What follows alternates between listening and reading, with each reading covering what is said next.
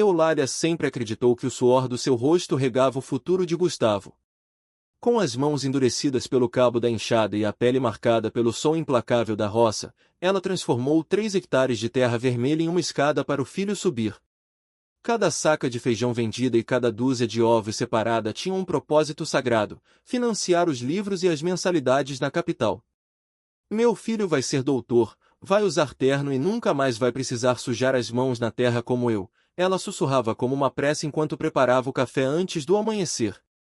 Para ela, o sucesso dele seria a sua redenção, a prova de que todo o sacrifício valerá a pena. Quando ele finalmente se formou em administração, o coração da viúva transbordou de um orgulho que as palavras não podiam medir, vendo nele a realização de um sonho que ela sequer se permitirá ter para si mesma.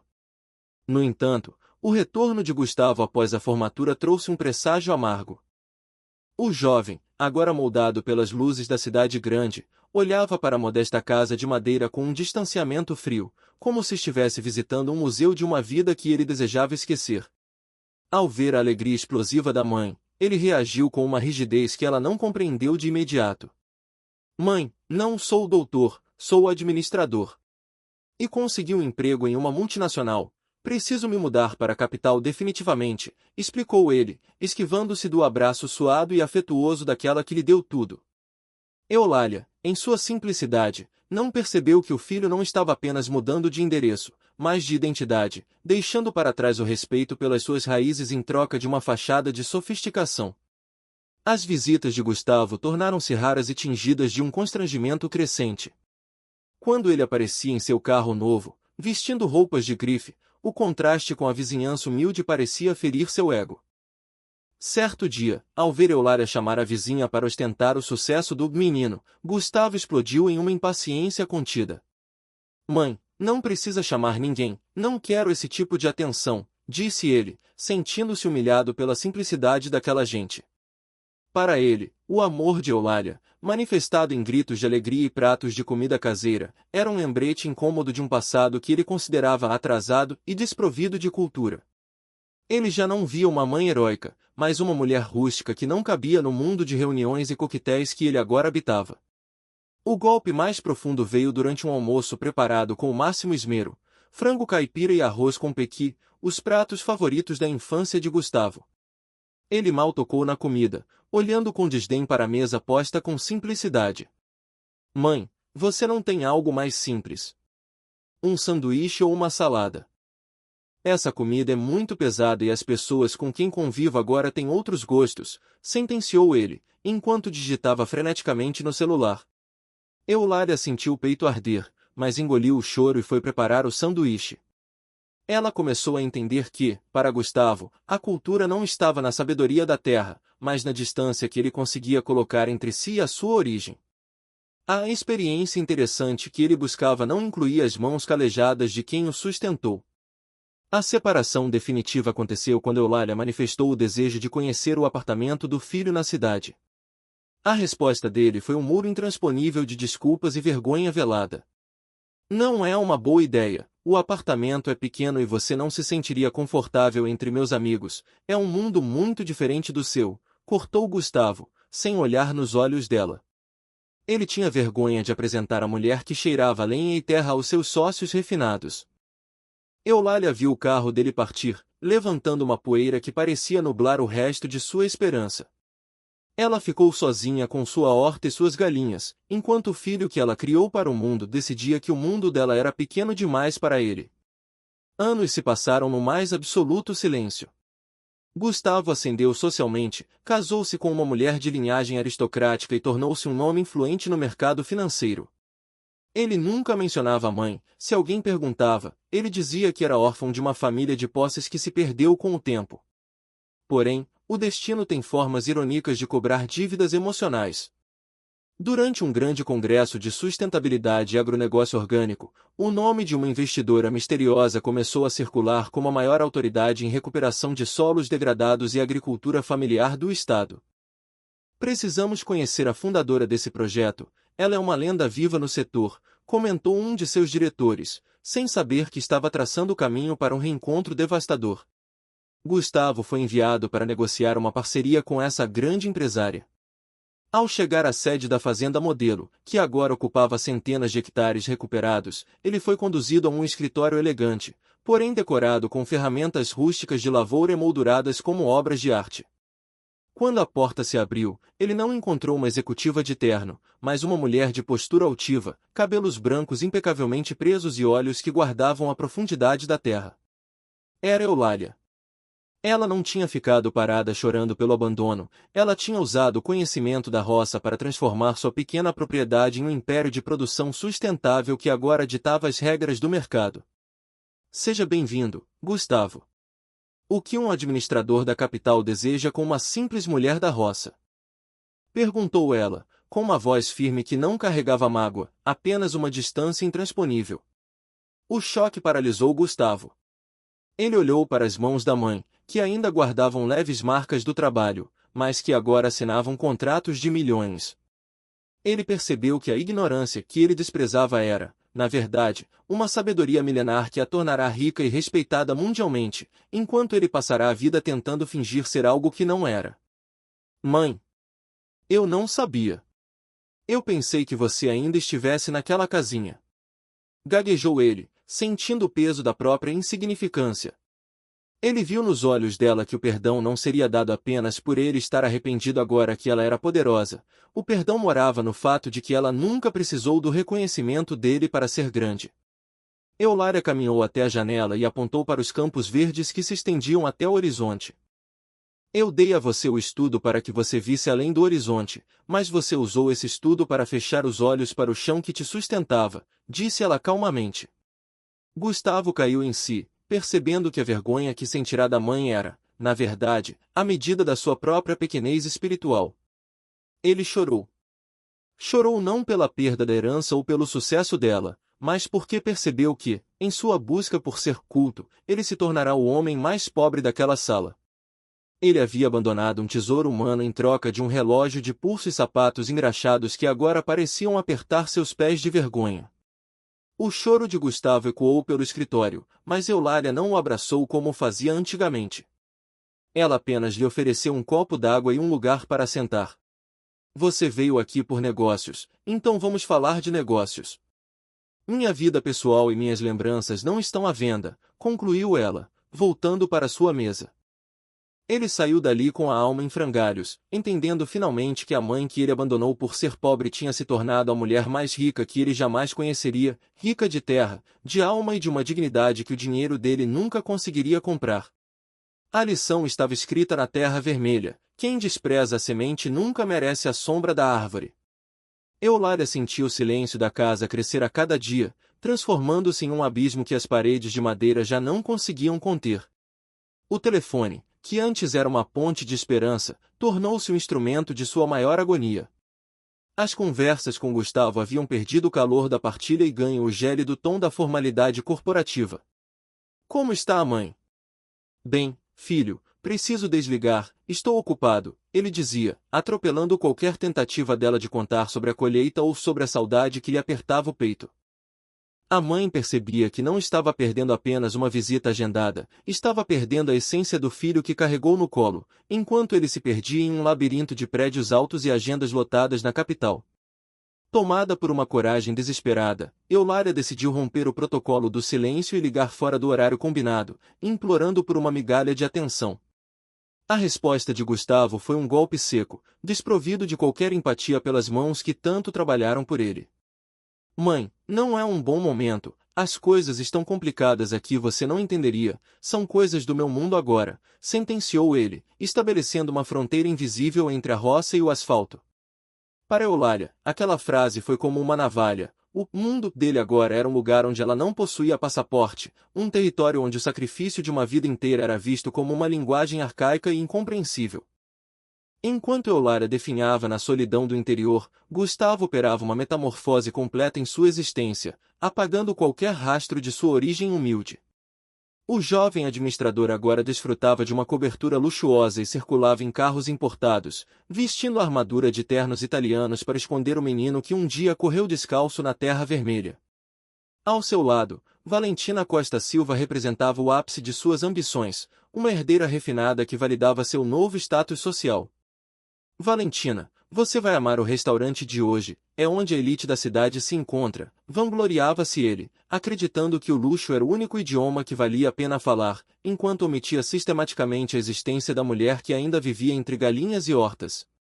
A notícia do casamento de Gustavo chegou a Eulália da forma mais cruel possível, através das páginas de um jornal social trazido pela vizinha. A fotografia de seu filho vestido de smoking, sorrindo para uma mulher deslumbrante sob os holofotes da alta sociedade, era a prova final de sua exclusão. Por que ele não me contou?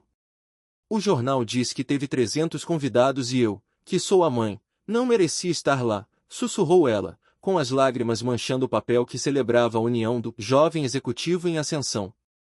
A dor de ser um segredo vergonhoso superava qualquer cansaço físico que a roça já lhe impusera. Ela era o capítulo que ele arrancara do livro de sua vida para que ninguém lesse suas origens. Em um último esforço de dignidade, Eulália ligou para o filho, confrontando-o com a realidade impressa que ele tentará esconder. A reação de Gustavo, no entanto, foi de uma covardia fria, protegendo sua nova fachada mesmo diante da voz trêmula da mãe. Mãe, foi uma cerimônia pequena, íntima, para pessoas do meio empresarial e contatos de trabalho. Você não entenderia esse mundo, justificou ele, ignorando que a intimidade mencionada incluía centenas de estranhos, mas excluía a própria progenitora. Valentina, percebendo o nervosismo do marido, aproximou-se curiosa, forçando Gustavo a admitir em sussurros que aquela era a mulher que ele mantivera nas sombras durante todo o namoro. O diálogo que se seguiu entre o casal revelou a profundidade do preconceito de Gustavo, que agora via a própria mãe como um acessório de mau gosto que não combinava com sua decoração minimalista. Minha mãe é uma pessoa simples, trabalha na roça e nunca saiu daquela cidadezinha. Ela não se encaixaria no nosso círculo social e seria constrangedor para todo mundo, explicou ele, tentando disfarçar sua vergonha sob o rótulo de realismo. Para ele, a presença de Eulália em uma festa da empresa não seria um ato de amor, mas um erro tático que poderia arruinar a imagem de homem bem-sucedido e construído do zero que ele tanto se esforçara para projetar. Valentina, apesar de sua criação aristocrática, demonstrou uma lucidez que Gustavo havia perdido na subida para o topo. Ela questionou a lógica perversa do marido, percebendo que o constrangimento que ele temia não era pela inadequação da mãe, mas pela sua própria incapacidade de honrar suas raízes. Constrangedor para quem, Gustavo? Para ela, que se sentiria deslocada, ou para você, que se sentiria inadequado por causa dela, disparou a esposa, expondo a ferida aberta da vaidade dele. O silêncio que se seguiu foi a confirmação de que Gustavo havia trocado sua história por uma máscara, e que a simplicidade de Eulália era uma ameaça à sua frágil arquitetura de grandeza. Longe dali, Eulália olhava para as fotos antigas, tentando encontrar o momento exato em que o sorriso de Gustavo deixará de ser verdadeiro para se tornar uma pose de catálogo. Ela se perguntava se os livros que ela pagou com tanto suor haviam ensinado o filho a ler tudo, menos o coração de quem o amava. É um mundo onde não existe mãe, é isso que você escolheu, questionara ela antes de ele desligar, e o vácuo da linha telefônica foi a resposta mais dolorosa que já receberá. O vazio que sentia agora era povoado por fantasmas de uma gratidão que nunca veio e de um reconhecimento que fora enterrado sob camadas de luxo e soberba. A vida de Gustavo na capital continuou em um ritmo frenético de aparências, mas a pergunta de Valentina permanecia coando em sua mente como um lembrete incômodo de sua traição moral. Ele acreditava que o sucesso era uma linha reta que se afastava do passado, sem perceber que, ao negar a mãe, ele negava a própria fundação de seu ser. Eu me construí do zero, conquistei meu lugar, e ela simplesmente não faz mais parte dessa trajetória, repetia ele para si mesmo, tentando convencer sua consciência de que o abandono era apenas um efeito colateral necessário da ascensão social. Ele não percebia que a roça que ele desprezava era a única coisa real em um mundo de afetos comprados e sorrisos ensaiados. Eulália, por sua vez, recolheu os pedaços de sua dignidade e voltou para sua lida diária, mas algo nela havia mudado definitivamente. Ela não era mais a mulher que esperava pelo ônibus escolar, era a mulher que compreendia que o filho que ela criará para o mundo havia sido engolido por ele. Você pode ter o mundo inteiro, Gustavo, mas o chão que você pisa ainda é a terra que eu cultivei, pensou ela, olhando para o horizonte. O choro dele anos depois, ao descobrir quem ela realmente se tornará, seria o preço tardio de quem descobriu que a verdadeira elite não se mede pelo terno que se veste, mas pela capacidade de não se envergonhar de quem nos deu a vida. Gustavo permaneceu estático, sentindo o peso do silêncio de Valentina como uma sentença. Ele tentou desesperadamente justificar sua postura, apegando-se à imagem que construíra com tanto esforço, mas as palavras soavam vazias diante da integridade da esposa. Val, você precisa entender a nossa realidade agora. Somos um casal de elite e temos uma imagem a manter perante contatos importantes, argumentou ele, como se a etiqueta social fosse uma razão válida para pagar a própria mãe. Valentina, porém, não recuou, percebendo que o entendimento que Gustavo pedia era, na verdade, uma cumplicidade com a ingratidão. Para ela, a distinção era clara, a simplicidade de Eulália não era um defeito, mas a vergonha de Gustavo era uma falha de caráter incurável que ameaçava os alicerces do que eles estavam construindo. O conflito escalou durante um jantar na luxuosa mansão dos sogros, onde o destino decidiu testar a lealdade de Gustavo em público. Alberto Costa Silva, o patriarca da família, mencionou o interesse em conhecer as origens do genro, acreditando que ele vinha de uma linhagem de produtores rurais bem-sucedidos.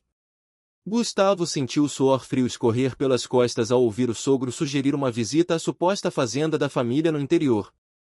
Minha mãe está passando por alguns problemas de saúde e não pode receber visitas no momento, mentiu ele, sem hesitar, criando uma doença fictícia para esconder a casinha de madeira e o quintal cheio de galinhas. Naquele momento, ele não apenas negou a mãe, ele a enterrou em uma mentira conveniente para não macular o brilho de sua nova vida. Ao retornarem para casa, o confronto com Valentina foi inevitável e definitivo. Ela não conseguia aceitar que o homem com quem se casara fosse capaz de transformar o sacrifício materno em um segredo vergonhoso. Quando Gustavo finalmente confessou a verdade sobre a pequena propriedade de 3 hectares e a sobrevivência baseada na venda de ovos, ele esperava piedade, mas recebeu desprezo. Não é vergonha, Val, é proteção contra o julgamento de pessoas como sua mãe, que fala de subsistência com desdém, tentou ele se defender. Valentina apenas o olhou com uma profunda decepção antes de subir as escadas, deixando-o sozinho em sua sala de estar climatizada, cercado por móveis que custavam mais do que a vida inteira de trabalho de Eulália na roça. O que Gustavo não previu foi que o silêncio de Valentina não seria absoluto. Magoada e confusa, ela compartilhou a descoberta com sua melhor amiga, e em poucos dias, a origem humilde de Gustavo tornou-se o assunto predileto nos salões da alta sociedade. A história do executivo que tinha vergonha da mãe lavradora espalhou-se como fogo em palha seca, mas não com a admiração que ele temia, e sim com um deboche cruel. Carol, preciso te contar uma coisa chocante sobre o Gustavo, disse Valentina, e assim, o sacrifício de Eulália virou piada de coquetel. Ironicamente, ao tentar proteger sua imagem, Gustavo tornou-se o vilão de uma fofoca social, expondo sua mãe a uma humilhação pública que ela jamais imaginaria em seu isolamento no campo. Enquanto a reputação de Gustavo desmoronava na capital sob o peso de sua própria soberba, no interior, o destino começava a tecer uma reviravolta monumental. Numa manhã de terça-feira, a rotina de Eulália foi interrompida pelo barulho de um jipe branco que parou diante de sua porteira.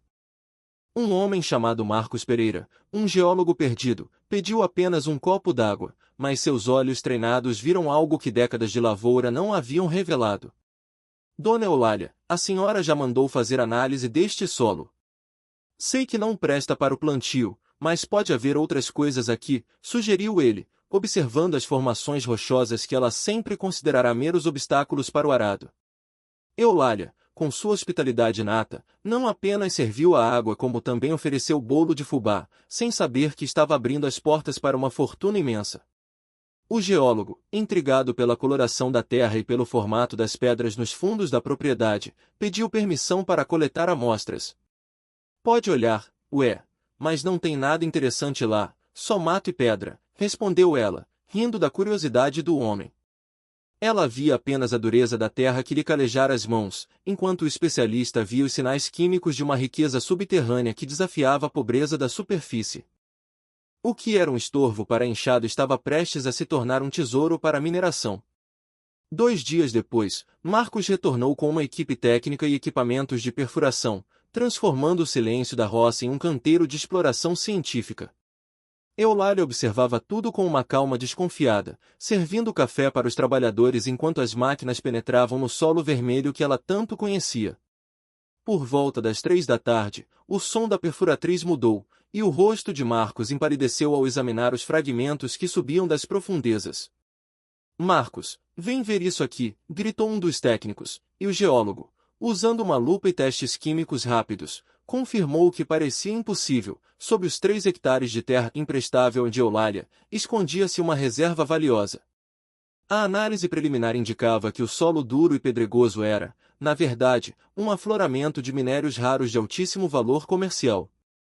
Eulália, que passará a vida economizando centavos para que o filho pudesse ter um diploma, estava sentada sobre uma fortuna que faria o patrimônio dos Costa Silva parecer insignificante.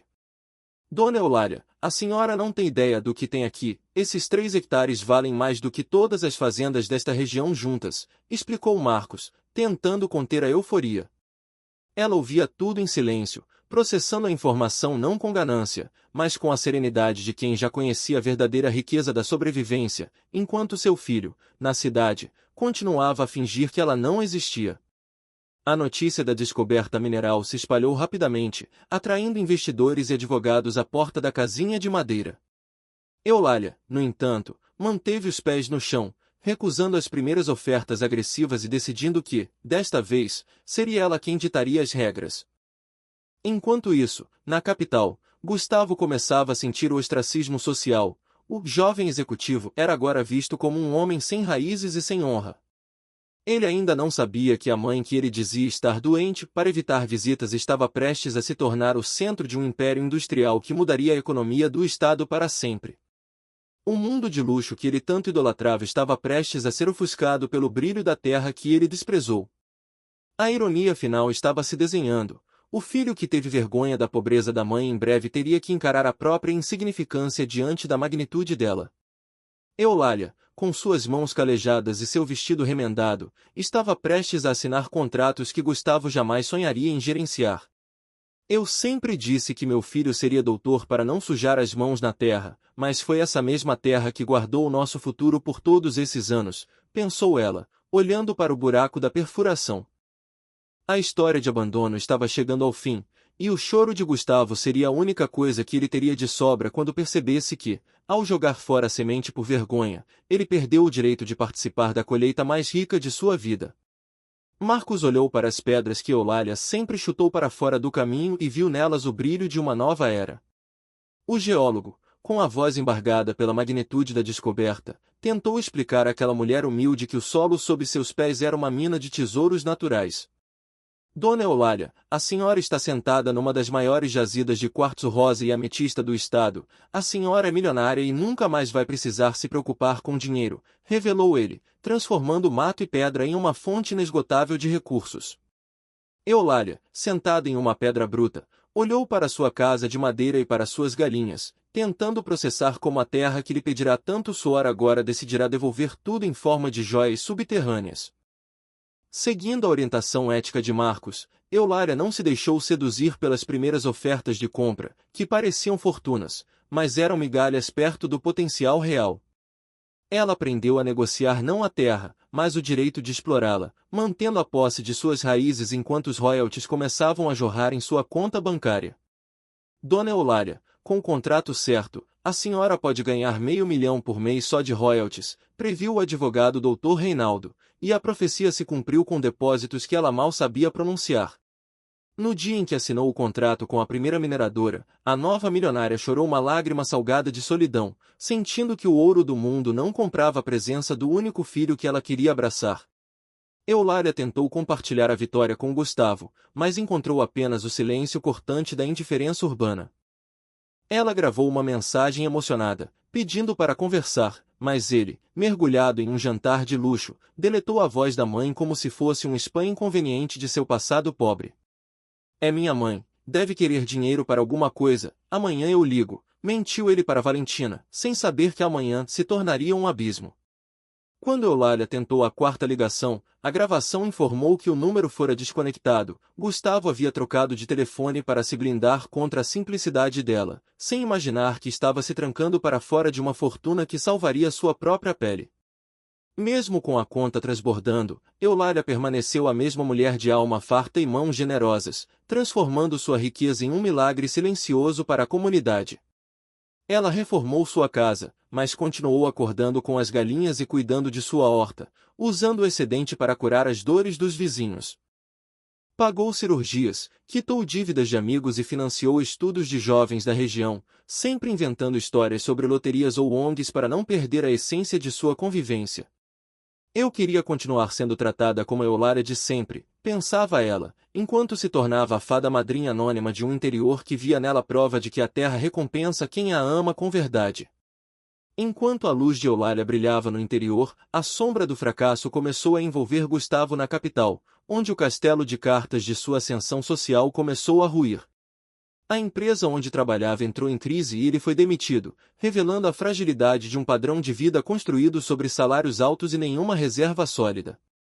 Em poucos meses, os ternos italianos e o carro importado tornaram-se símbolos de uma dívida insustentável que ele não podia mais esconder da família de Valentina. O prestígio que ele tanto zelou escorria pelos dedos, e o medo de ser descoberto como um impostor financeiro tirava-lhe o sono e a dignidade. A pressão atingiu o ápice quando Alberto, o sogro aristocrático, iniciou uma investigação sobre o patrimônio do genro, exigindo garantias de que ele poderia sustentar Valentina. O ultimato foi dado em uma manhã fria, onde o luxo do apartamento parecia zombar da falência iminente de Gustavo.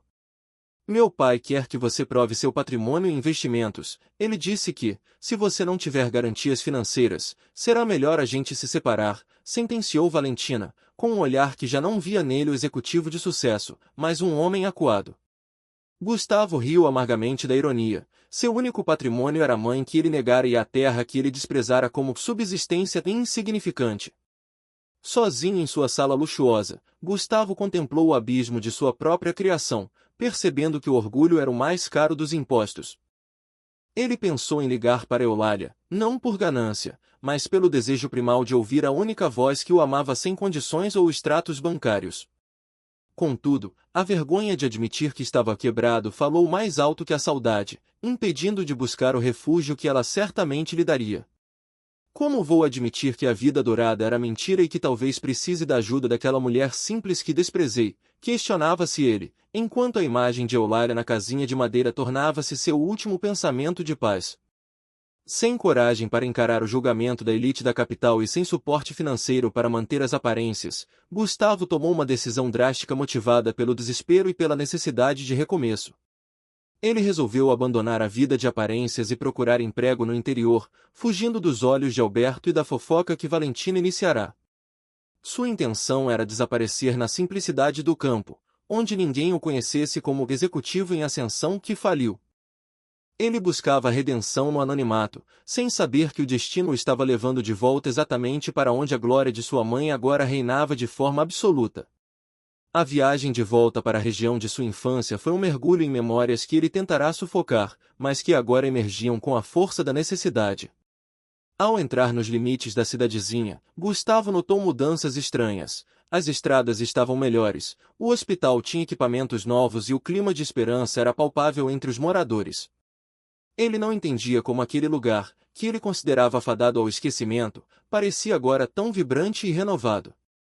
Vou procurar algo longe daqui, onde o peso do meu fracasso não me persiga, planejava ele, ignorando que o epicentro de toda aquela transformação era o amor da mulher que ele abandonara. O destino, porém, reservava o encontro final diante da velha porteira de terra vermelha que ele tanto evitou. Ao chegar à propriedade de Eulália, esperando encontrar a ruína de uma casa de madeira, Gustavo deparou-se com uma transformação que o fez cair de joelhos. O jardim estava impecável, o maquinário de mineração trabalhava ao fundo com tecnologia de ponta, e a presença de seguranças e engenheiros indicava um poder que ele jamais alcançara na capital. O choro que brotou em seus olhos não foi de cobiça, mas de um arrependimento devastador ao perceber que, enquanto ele fingia ser rico, sua mãe se tornará verdadeiramente poderosa através da própria terra que ele o instruiu a nunca sujar. Eulália não via sua nova fortuna como um troféu de vaidade, mas como uma ferramenta divina para consertar as injustiças que testemunhara por décadas.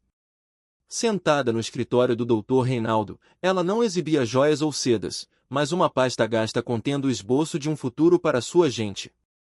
Doutor Reinaldo, quero construir uma escola que seja gratuita para todas as crianças da região que não têm condições de estudar direito, anunciou ela, com a firmeza de quem já sabia o valor de cada centavo. O advogado, acostumado a clientes que brigavam por cada real, ficou em silêncio diante daquela mulher que, sem hesitar, autorizava o gasto de 5 milhões de reais para transformar a educação de desconhecidos. A ambição benevolente de Eulália não parou nos livros e cadernos, ela compreendia que a dignidade passava também pela saúde. Ao ouvir a sugestão de Reinaldo sobre a carência de atendimento médico local, seus olhos brilharam com uma determinação renovada. Centro médico com médicos de verdade, os melhores que conseguirmos contratar, escola e hospital, tudo gratuito, decretou ela, elevando o investimento para 13 milhões de reais sem pestanejar. Para Eulália, os royalties mensais que recebiam não eram um patrimônio pessoal, mas um fluxo de esperança que Deus depositara em suas mãos para ser distribuído entre aqueles que a terra, até então, só havia castigado. Para manter sua essência e evitar o assédio, ela criou a lenda de um empresário anônimo de São Paulo, apresentando-se apenas como a representante da fundação nas obras. Enquanto os tijolos subiam, ela supervisionava cada detalhe, conversando com os vizinhos sem revelar que o dinheiro vinha de seu próprio subsolo. Conheço sim esse empresário, é uma pessoa muito boa que teve uma vida difícil e agora quer ajudar quem precisa, dizia ela para a vizinha Conceição, escondendo um sorriso modesto. Eulália preferia a paz de ser a vizinha de sempre à glória de ser a patroa de todos, mantendo sua identidade protegida por uma cortina de generosidade silenciosa. Enquanto a luz da esperança iluminava São Vicente da Serra, as sombras do fracasso engoliam Gustavo na capital, onde o divórcio e a falência o reduziram a uma mochila e poucas notas no bolso. Valentina e sua família o descartaram assim que o brilho do ouro falso se apagou, provando que os laços que ele tanto valorizou eram baseados apenas na conta bancária. Você precisa engolir o orgulho e aceitar qualquer trabalho que aparecer, você não está em posição de escolher, aconselhou seu único amigo, Carlos. Gustavo, que antes desprezava a subsistência, agora via-se forçado a mendigar uma oportunidade em qualquer lugar onde o peso do seu nome não fosse um estorvo. Sem destino e sem dignidade, Gustavo embarcou em um ônibus rumo ao interior, fugindo de uma cidade que o expulsara por sua falta de substância. Ele desceu em São Vicente da Serra, atraído pelo movimento frenético de construção e progresso que contrastava com a estagnação de sua própria vida. Ao perguntar a um pedreiro sobre o que estava acontecendo naquela cidade pulsante, a resposta o atingiu como um trovão inesperado. Escola e centro médico, rapaz, quem está à frente de tudo é a dona Eulália, uma senhora muito boa que mora aqui perto, revelou o trabalhador, ignorando que o homem à sua frente era o filho que aquela mulher tanto esperara. O choque paralisou Gustavo, fazendo seu peito apertar em uma mistura de incredulidade e temor. Ele não conseguia conceber que a mãe, que ele acreditava estar definhando na miséria, fosse a gestora de um projeto multimilionário. Movido por uma curiosidade angustiante, ele seguiu as indicações e caminhou pela estrada de terra até a propriedade que um dia chamou de lar. Como ela conseguiu isso? Murmurou para si mesmo ao ver a casinha de madeira reformada, ostentando um brilho de ordem e conforto que ele nunca se dignou a proporcionar a ela durante seus anos de opulência na capital. Escondido atrás de uma árvore, Gustavo observou Eulália chegar dirigindo seu próprio carro, carregando sacolas com a altivez de quem não deve nada ao mundo. Ele viu quando o Dr. Reinaldo entregou pastas de documentos e quando engenheiros e assistentes sociais a trataram com um respeito que ele nunca demonstrou. O que está acontecendo aqui? Perguntou-se, sentindo-se um intruso no reino que sua mãe construíra sobre a terra que ele rotulou de inútil. A figura daquela mulher simples, agora cercada por profissionais altamente qualificados, parecia maior e mais imponente do que qualquer diretor de multinacional que ele já conhecera. Ao se aproximar da varanda, as vozes começaram a chegar aos seus ouvidos, revelando a escala do que estava sendo discutido. Ele ouviu termos técnicos, prazos de entrega e valores que o deixaram tonto, percebendo que sua mãe não era apenas uma representante, mas a mente e o coração por trás de toda a transformação da região. Dona Eulália, a fundação já autorizou a compra dos equipamentos de raio-x de última geração, dizia o engenheiro, e a resposta dela era segura e precisa. Gustavo sentiu uma vergonha tão profunda que suas pernas fraquejaram. Ele viera buscar refúgio na pobreza dela, apenas para descobrir que ele era um mendigo em uma terra de reis. A ironia do destino era absoluta e devastadora. Ele, que tivera vergonha da mãe por ser pobre, agora tinha vergonha de si mesmo por ser pequeno diante da grandeza dela. Ele percebeu que, enquanto ele se perdia tentando parecer rico, Eulália se tornará verdadeiramente poderosa sendo autêntica. Mãe! O que eu fiz? Sussurrou ele para o vento, percebendo que sua arrogância o cegara para o tesouro que sempre esteve à sua frente. Ele estava ali, desempregado e falido, enquanto a mulher que ele rejeitara assinava os cheques que pagavam o futuro de milhares de pessoas, provando que a nobreza não se herda, se cultiva na terra. O momento do confronto era iminente, e Gustavo sabia que não poderia mais se esconder atrás das árvores ou de suas mentiras passadas. Ele teria que encarar os olhos da mulher que nunca deixou de amá-lo, mesmo quando ele a negou perante o mundo. Eu não vim por dinheiro, eu juro, eu só queria o seu perdão, ensaiou ele em pensamento, embora soubesse que suas ações anteriores faziam qualquer palavra parecer insuficiente. Ao dar o primeiro passo em direção à varanda, ele não levava o terno italiano ou o relógio suíço, levava apenas a mochila de um náufrago que finalmente entenderá que a única elite que importa é a do coração. Eulália conduzia a reunião com a precisão de uma veterana, revisando cronogramas e orçamentos com uma autoridade que Gustavo jamais imaginaria. Do seu esconderijo, ele ouvia os números astronômicos serem citados com naturalidade, enquanto ela planejava não apenas a escola e o centro médico, mas agora também um orfanato. Então vamos construir um orfanato para 20 crianças, sempre é bom ter espaço extra, decidiu ela, autorizando mais 4 milhões de reais com a mesma simplicidade com que antes contava moedas para o pão. Gustavo sentiu o mundo oscilar, a mulher que ele subestimara estava reescrevendo o destino de uma região inteira, movendo fortunas que ele, com todo o seu verniz de executivo, nunca chegará a tocar. Quando os visitantes partiram e o silêncio da tarde se instalou, Eulália permaneceu na varanda, observando o horizonte com um olhar que carregava o peso de uma saudade invicta. Gustavo, aproximando-se pelas sombras, viu-a pegar o telefone e discar para o Dr. Reinaldo para propor seu projeto mais pessoal até então. Quero criar uma fundação, Fundação Gustavo, para ajudar jovens que perderam o rumo na vida a recomeçar, disse ela com a voz embargada, revelando que seu império não era um monumento ao ego, mas um altar ao filho que a rejeitara. Ele ouviu, em estado de choque, que ela pretendia investir todo o dinheiro necessário para acolher aqueles que, como ele, haviam sido cegados pelo orgulho e agora enfrentavam a ruína. A revelação de que sua mãe não apenas sabia de sua queda, mas já preparava o terreno para seu resgate, despedaçou o que restava da arrogância de Gustavo. Ele a viu chorar discretamente enquanto falava de amor incondicional, percebendo que, mesmo no ápice de sua humilhação, ele nunca deixará de ser a prioridade daquela mulher. Ele não quer mais saber de mim, mas eu nunca vou parar de amar ele. Quero ajudar pessoas que foram orgulhosas demais e perderam tudo, confessou ela ao telefone, sem saber que o alvo de sua misericórdia estava a poucos metros, soluçando atrás de uma árvore. Gustavo queria correr e se lançar aos seus pés, mas a vergonha de sua própria pequenez o manteve acorrentado ao escuro. Naquela noite, exilado em uma pensão barata da cidade, Gustavo não encontrou descanso, pois o eco das palavras de Eulália torturava sua consciência. Ele se perguntava como ela passará de lavrador a magnata, mas a pergunta que mais doía era como ele pudera ser tão cego ao ponto de trocar aquela alma gigante por um estilo de vida oco. Como eu pude desprezar a mulher mais generosa que já conheci na vida, questionava-se, sentindo falta do calor daquela varanda e do cheiro de café fresco. O arrependimento era um gosto amargo na boca, mas ele sabia que o simples perdão não seria suficiente, ele precisava entender o mundo que ela construíra antes de ousar fazer parte dele novamente.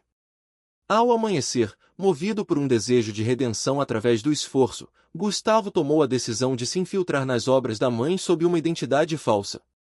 Ele não buscava o conforto do dinheiro dela, mas a dureza do trabalho que um dia desprezou, querendo sentir nas próprias mãos o peso da terra que enriquecera Eulália.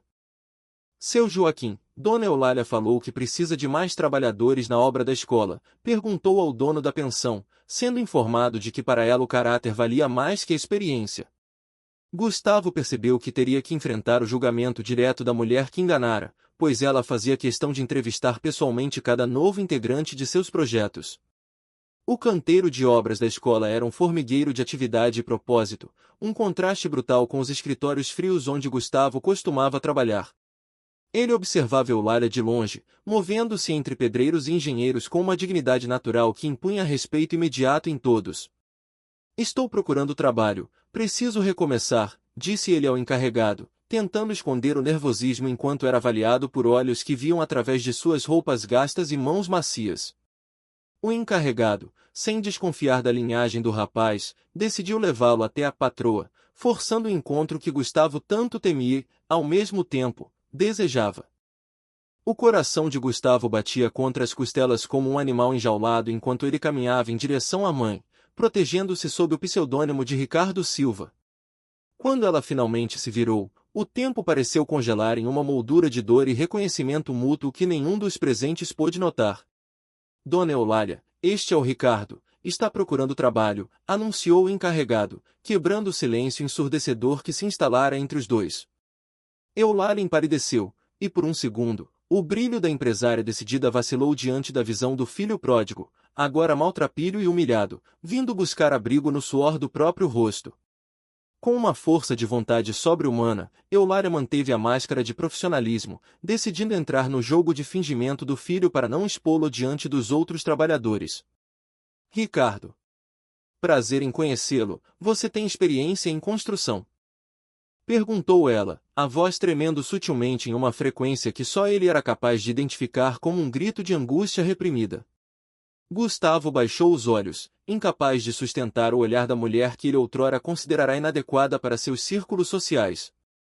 Não tenho, Dona Eulália, mas tenho muita disposição para aprender, respondeu ele, sentindo o peso de cada mentira e de cada ano de abandono desabar sobre seus ombros. Eulália o estudou com uma mistura de rigor técnico e ternura materna, vendo além da sujeira e do cansaço o menino que ela criará com tanto sacrifício. Ela percebeu que ele não viera como executivo arrogante, mas como um homem quebrado tentando juntar os próprios cacos no chão da infância. O trabalho aqui é pesado, Ricardo, e eu não tolero preguiça ou falta de caráter, advertiu ela, testando a fibra do filho enquanto lhe estendia, secretamente, a mão que ele tanto precisava. Gustavo aceitou o desafio em silêncio, compreendendo que aquela era a sua última chance de provar que o sangue dela, o sangue da roça, ainda corria em suas veias de forma honrada. A tensão entre os dois era quase palpável, uma conversa silenciosa ocorrendo sob a superfície da entrevista formal de emprego. Eulália finalmente acenou para o encarregado, selando o destino de Gustavo naquela obra e iniciando um período de provação onde as posições estavam invertidas. Ela era mestra e ele o aprendiz. Dê uma enxada a ele e coloque-o na fundação da escola. Vamos ver se ele aguenta o sol, ordenou ela, virando as costas para esconder as lágrimas que começavam a cair. Gustavo seguiu para o trabalho, sabendo que cada golpe na terra seria um pedido de perdão e que sua mãe, do alto de sua nova grandeza, estava lhe dando a oportunidade de finalmente se tornar um homem. Eulália observava o filho sob a luz crua da manhã, enxergando além do disfarce de Ricardo. Ela via um homem cujas roupas simples e postura curvada denunciavam uma derrota que a capital lhe impusera, mas que a roça começava a curar. A humilde resignação de Gustavo era algo que ela nunca imaginara testemunhar, e o peso daquela transformação a atingiu como um soco no peito. Por que quer trabalhar aqui? Porque ouvi dizer que a senhora trata bem os funcionários e porque preciso de uma nova chance na vida, respondeu ele, sem saber que a nova chance já estava sendo tecida pelo coração daquela que ele um dia desprezara. Eulália aceitou imediatamente, oferecendo o salário de um iniciante e um lugar ao sol, iniciando o teste que definiria o futuro de ambos. A noite de Eulália foi povoada por fantasmas do passado e esperanças de um reencontro real. Ela não podia simplesmente agir por impulso, precisava de fatos que confirmassem o que sua intuição materna já gritava. Ligou para o doutor Reinaldo em uma hora imprópria, pedindo uma investigação minuciosa sobre o paradeiro e o histórico do novo funcionário. Doutor, preciso que investigue a vida dele discretamente, tenho uma intuição sobre esse rapaz e quero saber de onde veio e por que está aqui, ordenou ela, mantendo o mistério enquanto preparava o palco para a verdade. Reinaldo, conhecedor da sabedoria de sua cliente, aceitou a tarefa sem questionar, sabendo que as intuições de Eulália eram fundamentadas em uma percepção que o dinheiro não podia comprar. No canteiro de obras, Gustavo trabalhava com uma fúria silenciosa, como se cada tijolo carregado fosse um degrau para sua própria redenção. Ele não reclamava dos calos, do sol ou do cansaço extremo, ganhando rapidamente o respeito dos colegas veteranos. Esse Ricardo é um bom rapaz, trabalha sem reclamar, ajuda os outros e parece gente de boa família que passou por dificuldades, comentou seu João, o encarregado, sem imaginar que estava elogiando o herdeiro de toda aquela fortuna para a própria mãe. Eulália ouvia tudo com um desinteresse fingido, mas por dentro, cada palavra de elogio ao filho era um bálsamo para as feridas que anos de abandono haviam aberto em sua alma. Na segunda semana, Eulália decidiu encurtar a distância e testar a consciência de Gustavo durante o horário de almoço. Ela se aproximou dele com a autoridade de uma patroa, mas com o olhar de quem busca um rastro de humanidade perdida. Como está se adaptando, Ricardo? Mesmo sendo diferente da vida que você tinha antes, suas mãos mostram que nunca pegaram em ferramenta pesada, provocou ela, lançando a isca para a confissão dele. Gustavo quase engasgou, percebendo que sua máscara de trabalhador braçal não era suficiente para enganar aquela mulher que parecia ler sua alma como um livro aberto, expondo a fragilidade de seu disfarce burguês. A resposta de Gustavo veio carregada de um arrependimento que Eulália esperara ouvir por anos, uma admissão de culpa que valia mais do que todos os milhões de seu subsolo. Tive uma vida melhor, cometi erros, fui orgulhoso demais e desprezei pessoas importantes achando que era superior aos outros, confessou ele, de cabeça baixa, admitindo que o brilho da capital o tornará cego para o amor verdadeiro.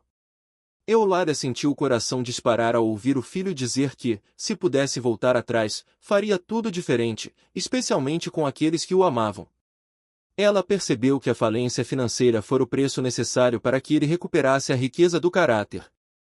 A conversa atingiu um ponto de não retorno quando Eulália questionou sobre o perdão das pessoas que ele havia afastado por soberba.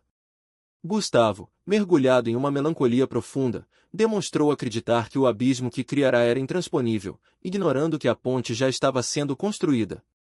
Acho que agora é tarde demais para pedir perdão, eu mesmo as afastei por orgulho, lamentou ele, sem notar o brilho de esperança nos olhos da mãe. Eulália, ao se levantar, deixou uma semente de dúvida na mente do filho com uma frase que ecoaria em seus pensamentos por dias. Ricardo, nunca é tarde demais para o perdão, principalmente quando vem de mãe. Dias depois, Dr. Reinaldo trouxe o relatório que confirmava cada detalhe da trajetória de queda de Gustavo, a demissão, o divórcio, a perda de patrimônio e o abandono de suas raízes. O advogado, ao conectar os pontos e perceber que Ricardo era o filho de sua cliente, ficou em choque com a revelação daquela trama de segredos. Dona Eulália Mendes é seu sobrenome também. Esse Ricardo é seu filho e ele não sabe que a senhora é a mãe dele, perguntou o advogado, perplexo com a ironia da situação. Eulália confirmou com o silêncio, decidindo que o teste definitivo ainda não terminara, pois queria ter certeza de que a mudança de Gustavo era genuína e não apenas fruto do desespero da miséria. Na quarta semana, Eulália decidiu que era hora de derrubar as paredes do fingimento e confrontar a realidade sob o sol do canteiro de obras. Ela chamou Gustavo pelo nome verdadeiro, fazendo com que o chão desaparecesse sob os pés do rapaz, que empalideceu ao ver seu segredo exposto. Sei que seu nome é Gustavo e sei que você tem uma mãe que mora aqui perto. Por que você não a procura? Questionou ela, forçando-o a encarar a própria vergonha de frente. Gustavo, trêmulo, admitiu que o medo do julgamento e a consciência de suas ações passadas o impediam de buscar o perdão daquela que ele tanto ferira. A revelação final sobre a nova condição financeira de Eulália serviu como a última peça do quebra-cabeça de ironias que o destino montara para Gustavo. Ele descobriu que, enquanto ele se perdia na ganância e depois na ruína, a mãe que ele desprezara como pobre se tornará a mulher mais rica e respeitada da região. Ela descobriu pedras preciosas nas terras dela e hoje usa o dinheiro para construir escolas e hospitais. Dinheiro só vale algo quando faz o bem, explicou Eulália, observando a destruição emocional do filho. Gustavo percebeu que sua vergonha anterior era por ela ser pobre, mas sua vergonha atual era por ele ser insignificante diante da magnitude moral de sua mãe.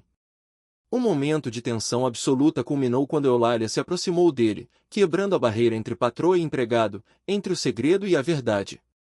Ela viu as lágrimas de Gustavo transbordarem, não por interesse na fortuna, mas pela dor de ter perdido tanto tempo em uma ilusão de grandeza. Ela sabe que você está aqui, Gustavo, e ela nunca deixou de ser sua mãe, não importa quão rico ou pobre você esteja, sussurrou ela, com a voz embargada por uma emoção que não cabia mais em disfarces. O abraço que se seguiu não foi entre uma milionária e um pedreiro, mas entre uma mãe que perdoou antes mesmo de ser pedida e um filho que finalmente encontrou o caminho de casa. O abraço entre Eulália e Gustavo, em meio ao canteiro de obras, selou o fim de uma era de amargura e o início de uma redenção escrita com lágrimas. O perdão, sussurrado entre soluços, não era apenas um ato de misericórdia materna, mas a aceitação de um filho que finalmente despiu a capa da arrogância para reencontrar o amor. Mãe, sempre perdoa, filho, disse ela, com a voz carregada de uma ternura que nem os anos de abandono conseguiram apagar. No entanto, Eulália, moldada pela sabedoria da vida, sabia que o perdão era o primeiro passo, mas a confiança precisava ser reconstruída no fogo da prova. Ela decidiu testar a integridade de Gustavo, enviando-o sozinho para a capital com a responsabilidade de gerir materiais valiosos, observando se o novo Gustavo resistiria às tentações que o velho outrora abraçara. Durante 3 dias, Gustavo operou sob a vigilância invisível da honestidade, cuidando de equipamentos que valiam fortunas e recusando-se a desviar um centavo sequer do fundo emergencial. Ele encontrou dignidade no controle rigoroso dos estoques e na assinatura de recibos, sentindo que cada ato de retidão era um tijolo na reconstrução de sua própria alma. No 3º dia, porém, o teste de Eulália cruzou-se com um fantasma de seu passado. Valentina surgiu em um carro de luxo, trazendo consigo o perfume da elite que ele tanto idolatrara.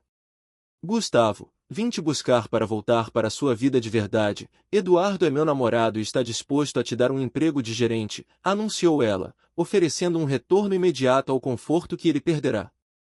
A proposta de Valentina, contudo, trazia um preço oculto nas entrelinhas de uma bondade corporativa disfarçada. Eduardo, o novo companheiro de Valentina, revelou que o cargo de prestígio exigia que Gustavo emprestasse seu nome para operações financeiras criativas. Não ilegais, apenas criativas. Precisamos de um nome limpo para algumas operações, explicou o empresário, revelando que buscava um laranja para esquemas de sonegação e fraudes em licitações. Gustavo percebeu que o luxo oferecido era uma nova corrente, uma tentativa de usar sua vulnerabilidade para alimentar a engrenagem da corrupção que ele, agora, desprezava profundamente. Valentina, irritada com a hesitação do ex-marido, tentou usar a miséria atual dele como arma de persuasão, sem entender que a pobreza de Gustavo agora era apenas material. Olha a sua situação. Trabalhando como peão de obra e ganhando uma miséria. 2 meses atrás você teria aceitado na hora, disparou ela, ignorando a luz de decência que brilhava nos olhos dele. Gustavo olhou para as mãos sujas de cimento e para os trabalhadores ao redor, sentindo que, pela primeira vez, não precisava mentir sobre quem era. Valentina, obrigado pela oferta, mas eu não quero mais essa vida. Honestidade não paga a conta, mas paga a alma, respondeu ele, selando sua ruptura definitiva com o mundo das aparências. A tensão escalou quando Valentina, incapaz de compreender a transformação moral de Gustavo, despejou seu veneno sobre a única pessoa que ele agora estava disposto a proteger com a própria vida. Gente, Gustavo. Você está se rebaixando e virando igual à sua mãe, aquela camponesa ignorante que vive no meio do nada, gritou ela, cortando o ar como uma navalha de preconceito. Gustavo sentiu o sangue ferver, não por si, mas pela honra da mulher que trabalhará na roça para lhe dar tudo. Ele percebeu que a ignorância que Valentina apontava era, na verdade, a pureza de caráter que a elite dela jamais conseguiria comprar ou entender. O grito de Gustavo ecoou por toda a obra, exigindo silêncio e respeito pela figura de Eulália, enquanto ele confrontava a ex-mulher com uma fúria controlada. Você pode falar o que quiser de mim, mas da minha mãe não. Dama não humilha a mãe dos outros, sentenciou ele, aproximando-se de Valentina com os olhos em chamas. Ele não via mais nela a mulher dos seus sonhos, mas uma figura vazia e cruel, cujo brilho das joias não conseguia esconder a escuridão da alma. Para Gustavo, a sarjeta que Valentina mencionava era um lugar muito mais nobre do que o topo da pirâmide social onde a gratidão e o amor eram sacrificados no altar da vaidade. A discussão pública chamou a atenção de Eulália, que assistia de longe, escondida pela estrutura do centro médico. Ela viu o filho defender sua origem com uma garra que ele nunca demonstrara quando era rico, provando que o teste da integridade fora superado com louvor. Sua mãe é uma humilhação, uma vergonha que você carregou a vida inteira, insistiu Valentina em um último fôlego de maldade, sem saber que estava cavando o próprio ostracismo. Gustavo, mantendo-se firme, ordenou que ela fosse embora, preferindo a dureza do sol e o peso das ferramentas à companhia tóxica de quem desprezava o sagrado laço entre mãe e filho. Após a partida barulhenta do casal de luxo, o silêncio retornou ao canteiro de obras, mas Gustavo estava diferente, ele sentia que havia expulsado os últimos resquícios de sua antiga covardia. Eulália aproximou-se devagar, colocando a mão no ombro do filho, sentindo o tremor de quem acabará de travar uma batalha espiritual definitiva. Você escolheu o caminho difícil, meu filho, mas é o único que leva para casa, disse ela, com um orgulho que nenhuma fortuna mineral poderia igualar. Gustavo a abraçou novamente, entendendo que a verdadeira herança que ela lhe deixará não era o dinheiro descoberto na terra, mas a força de caráter para enfrentar qualquer tempestade de cabeça erguida. Naquela mesma tarde, Eulália decidiu que o tempo de testes e nomes falsos havia terminado, pois Gustavo provara ser digno da verdade total. Ela reuniu os trabalhadores e o advogado para um anúncio que mudaria o rumo de São Vicente da Serra, revelando que a Fundação Gustavo não seria apenas um projeto de caridade, mas uma parceria entre mãe e filho. Doutor Reinaldo, meu filho não será apenas um funcionário, ele será o diretor dessa fundação, pois agora ele sabe o valor de quem cai e o esforço de quem levanta, declarou ela diante de todos. Gustavo, emocionado, percebeu que o nome que ele tanto tentará esconder agora seria sinônimo de auxílio e dignidade para outros jovens perdidos. A história que começou na Terra Vermelha e passou pelos salões frios da capital encontrou seu repouso na construção de um legado compartilhado. Gustavo e Eulália reconstruíram seu vínculo sobre a rocha da verdade, transformando o quartzo rosa do subsolo em escolas e hospitais que curariam mais do que feridas físicas. Aprendi que a maior riqueza não é o que a gente tira da terra, mas o que a gente planta nela, concluiu Gustavo meses depois, durante a inauguração da escola. A mãe, ao seu lado, sorria com a paz de quem cumpriu sua missão, vendo no filho o doutor que ela sempre sonhou, um homem doutor em humanidade, que nunca mais teve vergonha de sujar as mãos para fazer o bem. O embate entre a soberba de Valentina e a integridade de Gustavo foi interrompido pela figura imponente de Eulália, que surgiu entre as vigas da obra com a serenidade de quem não precisa provar nada a ninguém. Valentina, cega pela aparência simples daquela mulher, tentou humilhá-la com um olhar de desdém, sem imaginar que estava diante da proprietária de tudo que seus olhos alcançavam. Não estamos falando com você. Quem você pensa que é para se meter aqui? Disparou a jovem rica, recebendo em troca um sorriso calmo e devastador. Eulália, com a autoridade de quem conquistou o mundo sem perder a alma, revelou que era dona da construção, da escola e de cada centímetro daquela terra que agora guardava fortunas incalculáveis. A descrença tomou conta de Valentina e Eduardo, que não conseguiam conceber como uma mulher simples e sem estudos poderia ser a detentora de um patrimônio tão vasto. Sou dona de uma das maiores jazidas de pedras preciosas do estado e tenho mais dinheiro do que vocês jamais verão na vida. Poderia comprar suas empresas e ainda sobraria troco, sentenciou Eulália, enquanto o doutor Reinaldo exibia extratos com números astronômicos. A elite de fachada da capital empalideceu diante da verdadeira riqueza, percebendo que o império que ostentavam era ínfimo perto da solidez daquela camponesa. Eulália não usava o dinheiro para comprar roupas caras, mas para erguer um futuro para sua gente, provando que a fortuna sem propósito é apenas papel. O clímax da revelação aconteceu quando Eulália defendeu o pedreiro Ricardo como o homem mais honrado que já conhecera, contrastando sua dignidade com a vacuidade moral dos visitantes. Valentina, acuada, tentou um último ataque ao mencionar a mãe vergonhosa de Gustavo, sem saber que estava cavando seu próprio exílio social. Você falou da mãe dele, mas deixa eu te contar uma coisa, mãe é quem cria, ama e perdoa, A mãe dele vale mais que 1000 pessoas como você, declarou Eulália, com os olhos marejados de uma verdade que estava prestes a explodir.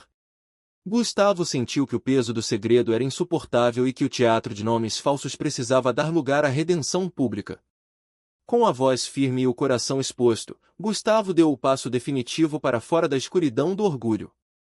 Ele se virou para Valentina, ignorando seu luxo e sua beleza plástica, para apresentar a única joia que realmente importava naquela jazida. A mãe que você tanto despreza está aqui, esta é a mulher mais incrível do mundo, a quem eu desprezei por ignorância, confessou ele, caindo de joelhos diante de Eulália. O pedido de perdão que se seguiu, proferido no meio da poeira da obra, foi o som mais puro que os presentes já haviam ouvido. Gustavo não pedia perdão à milionária, mas à mãe que trabalhará na roça para lhe dar um futuro que ele quase jogará fora. Eulália abraçou o filho com a força de quem esperou uma eternidade por aquele abraço sincero, lavando com lágrimas as mágoas de anos de silêncio. Já está perdoado, meu filho, o amor sempre vence o orgulho, sussurrou ela, enquanto Valentina e Eduardo assistiam à cena completamente destruídos. Eles perceberam, tarde demais, que ao tentarem humilhar o pobre, haviam se tornado pequenos diante da grandeza de espírito de quem realmente possuía o poder. O casal de luxo partiu sob a ordem de Gustavo, levando consigo a lição amarga de que o caráter não se compra e que a dignidade de uma mãe é um tesouro que nenhuma crise financeira pode desvalorizar. 3 meses após o reencontro, a vida em São Vicente da Serra havia se transformado em um testemunho vivo de regeneração. Gustavo, agora com a pele bronzeada pelo sol do trabalho honesto e a alma leve pela paz reencontrada, não lembrava em nada o executivo frio da capital.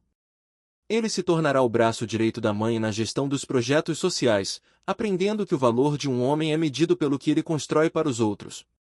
Hoje inauguramos a escola e você vai fazer o discurso de abertura. Ninguém melhor que alguém que passou por uma transformação para falar de segundas chances, incentivou Eulália, entregando ao filho a missão de ser a voz daquele novo tempo. No dia da inauguração da escola recomeçar, 300 pessoas se reuniram para ouvir o homem que um dia teve vergonha de suas origens.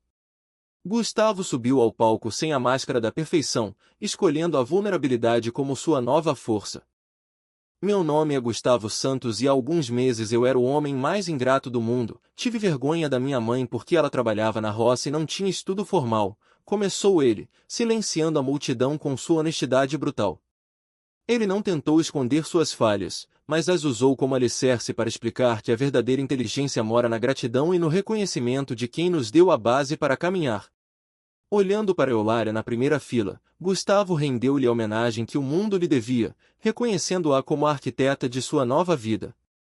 Essa mulher é a pessoa mais rica que conheço, não só em dinheiro, mas rica de caráter e generosidade, proclamou ele, sob aplausos que ecoaram pelas colinas da região.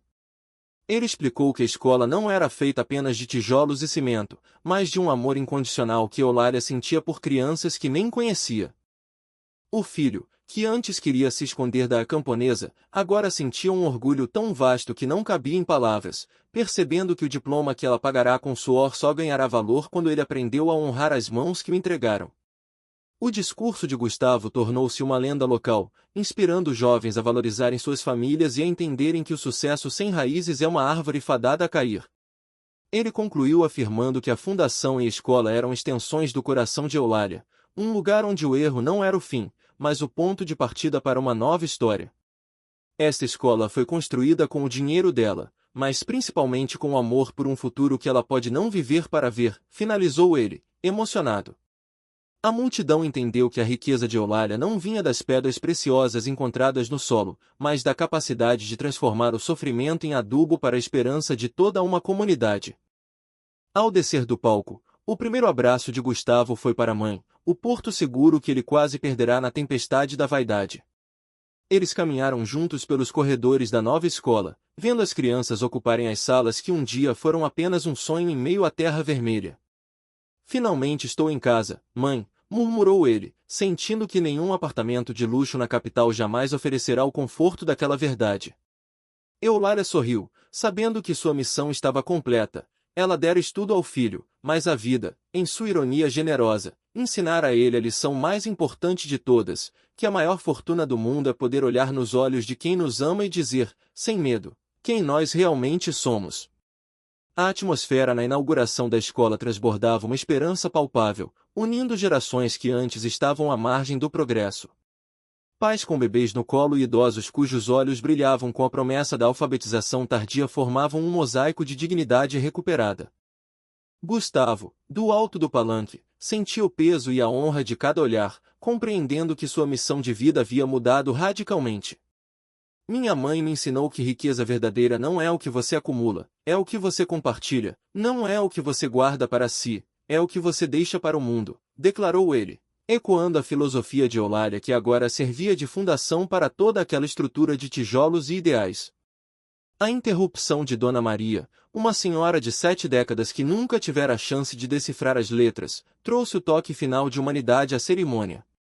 Ao questionar se a escola também teria espaço para os mais velhos, ela deu a Eulália a oportunidade de reafirmar o caráter universal de seu sonho. Dona Maria, esta escola é para todos, criança, jovem, adulto e idoso, todo mundo que quiser aprender será bem-vindo, garantiu a benfeitora, levantando-se para abraçar a nova aluna. Naquele instante, as barreiras do preconceito etário caíram, e o choro de alegria daquela senhora tornou-se o hino de uma comunidade que descobria, finalmente, que nunca é tarde para abrir um livro. Retomando a palavra, Gustavo mergulhou em uma confissão pública que serviu como a lição mais profunda de todo o evento. Ele não teve medo de expor suas cicatrizes morais para ensinar aos outros o valor da humildade e da essência humana. Aprendi que nunca devemos julgar ninguém pela aparência, que a pessoa mais simples pode ser a mais sábia e que o amor de mãe é a força mais poderosa do universo, confessou ele, sob os olhares atentos de uma multidão que aprendia a respeitar o homem que ele se tornará. O testemunho de seu João, o pedreiro que o vira carregar tijolos sem reclamar, serviu como selo de autenticidade para a transformação de Gustavo. O orgulho que Gustavo sentia agora não vinha de cargos executivos ou carros importados, mas da integridade inabalável de sua mãe. Ele destacou para todos o fato de que, mesmo após a descoberta da fortuna, Eulália escolheu manter sua vida simples e suas raízes fincadas na mesma terra de sempre. Minha mãe me ensinou que você pode mudar de vida financeira, mas nunca deve mudar de coração, pode ter sucesso, mas não pode esquecer de quem o ajudou, explicou ele, definindo o conceito de gente de raiz. O reconhecimento de que a futilidade da elite jamais corrompera o espírito de Eulália era a prova de que o caráter é a única riqueza imune à inflação do ego. A pureza infantil personificada em uma menina de 8 anos trouxe um momento de magia lúdica para a solenidade, rotulando Eulália com o título que melhor lhe cabia. Ao chamar a proprietária da jazida de fada madrinha, a criança deu voz ao sentimento coletivo de gratidão que pairava sobre São Vicente da Serra. Sabe o que é? Ela é uma fada madrinha, sim, a fada madrinha de todas as crianças daqui, concordou Gustavo, sorrindo para a mãe enquanto ela era envolvida pelo abraço espontâneo da pequena. Não havia um único olho seco naquela praça, pois todos entendiam que a magia ali operada era feita de minérios reais e afetos ainda mais preciosos. Após o fim da cerimônia, quando a poeira da celebração assentou, mãe e filho encontraram um refúgio de paz na varanda da nova instituição. Ali, Gustavo buscou compreender as feridas que causará, perguntando o que ela sentirá nos tempos de desprezo. Senti dor, muita dor, porque eu sabia que havia criado você melhor que isso. Senti tristeza porque você estava perdendo a essência de quem realmente era, admitiu Eulália, com a franqueza de quem já perdoara, mas não esquecera a lição.